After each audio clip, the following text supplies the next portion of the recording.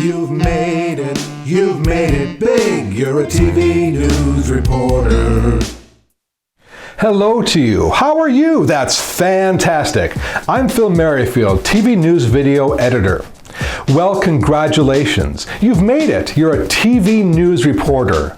You're watching this video because A, you're a new TV news reporter and you're looking to become even better than you already are. B, you're a seasoned TV news reporter and you want to fine-tune your skills. C, you're up for some good laughs. Or D, purely out of morbid curiosity. Before we get started, just remember, don't kid yourself. As a TV news reporter, every story is about you. It doesn't matter what you're covering. You are the most important part of every story. And actually, regardless of everything else, you're more important than most people. After all, you're on TV.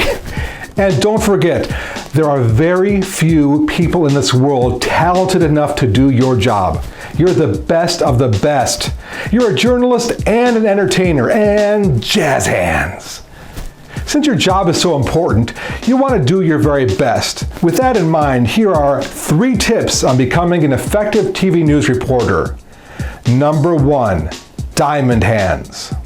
Using diamond hands, or as Oprah would say, the vajayjay hands, figure it out, is one of the quickest ways to look comfortable and credible on the air. All you do when you're on camera is simply press your thumbs and your fingertips together and deliver your message.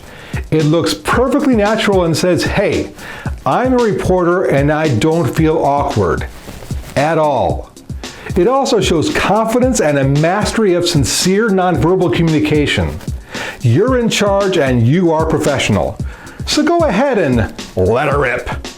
Number 2, A versus For news reporting, you want to sound as conversational as possible. What better way than with A? Here's an example. A cat climbed down from a tree and ran into a house. That's how I would read it. But hey, what do I know? I'm just an editor.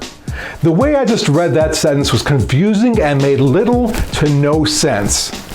The more effective way to read that sentence is to say, a cat climbed down from a tree and ran into a house. Notice the difference? Exactly. The second time is so much better. Saying a in place of every sounds completely natural and conversational. I know that's how I talk when I'm having a conversation with my friends.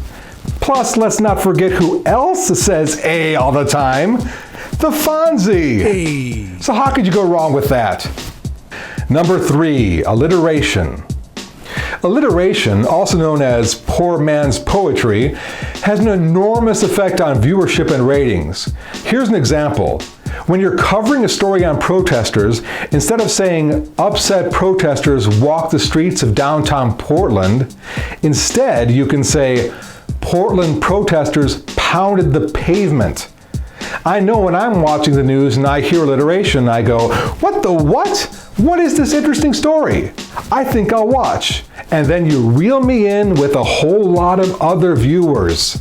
In fact, some studies suggest that when you use alliteration on air, viewers watching the news on the competition's channel will actually sense your alliteration through their TVs and make the switch to your TV station. Alliteration is the key to the hearts and minds of viewers. So go ahead, have fun with it. Well, that's it for today's TV reporter tips. We'll see you next time. And of course, boom goes the dynamite. You're a TV news